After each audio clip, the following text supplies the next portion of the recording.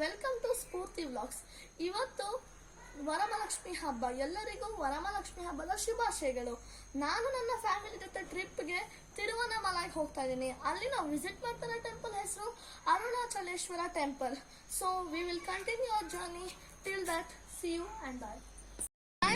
ಈಗ ನಾವು ನಮ್ಮ ಮಿಡಲ್ ಆಫ್ ದ ಜರ್ನಿ ಇದೀವಿ. ಚಂದ್ರಪುರದಿಂದ ಬೆಳಗ್ಗೆ 9:15 ಹೊರಟು ಅಟ್ ಪ್ರೆಸೆಂಟ್ ಟೈಮು 12 ಗಂಟೆ ಮಧ್ಯಾಹ್ನ. ನಾನು ಹಾಲ್ಟ್ ಕೂಡ ಮಾಡಿದ್ದೀನಿ ಮೇಲ್ಚೆಂಗಂ. ಸೊ ಈ ಪ್ಲೇಸಿಂದ ನಾವು ಜರ್ನಿ ಕಂಟಿನ್ಯೂ ಮಾಡೋಕ್ಕೆ ತಿರುವನಮಲೈ ತಲುಪಕ್ಕೆ ಇನ್ನೂ 40 ನಿಮಿಷ ಆಗುತ್ತೆ. So let's go to guys.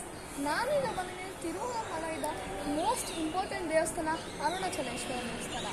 ಈ ದೇವಸ್ಥಾನದಲ್ಲಿ ಒಳಗಡೆ ಬಂದ ತಕ್ಷಣ ಜುಪ್ ಅಂತ ಪಾಸಿಟಿವ್ ಎನರ್ಜಿ ಬರುತ್ತೆ.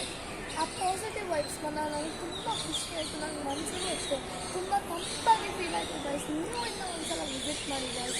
ಈ ಟೆಂಪಲ್ ತುಂಬ ಚೆನ್ನಾಗಿದೆ. ನಿಮಗೆ ಇನ್ನೂ ಏನಾದರೂ ಗೊತ್ತಿದ್ರೆ ಕಾಮೆಂಟ್ ಆಗ್ತೀನಿ.